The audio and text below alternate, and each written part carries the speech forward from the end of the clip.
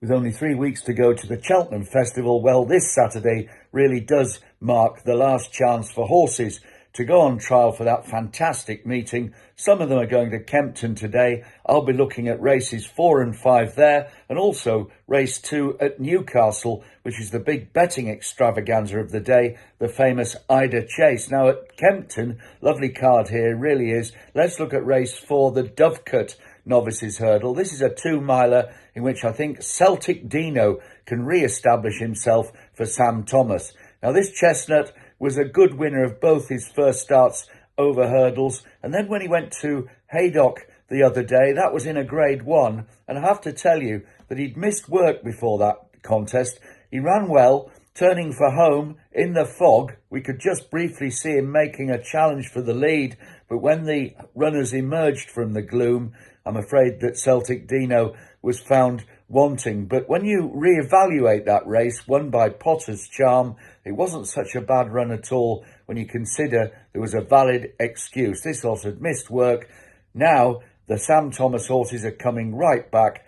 I think he can win this today, and although he'll be a big outsider, I wouldn't be surprised if they take him to Cheltenham for the opening Supreme Novices Hurdle. Well, the following race, race 5, is a very competitive handicap chase in which I'm looking again at the Thomas stable, this time with Our Power. He won this race 2 years ago, did us a good turn that day, if you can cast your mind back that far, and this season, off the injury list, he's looked better than ever, even though he hasn't won yet. Both his runs have resulted in good placed finishes, second and then second again on consecutive visits to Cheltenham, on both occasions jumping like the proverbial buck. Our Power here, really like him. Think we're going to get a massive run for our money on Our Power. And finally over to Newcastle, the Ida Chase. Well, in the old days, it was a great indicator to the Grand National. Not quite so much these days, but it still takes a lot of getting the 4 miles around Gosforth Park. Anglers Crag, he won this 12 months ago for Brian Ellison, and that was part of a 4-race unbeaten sequence over fences.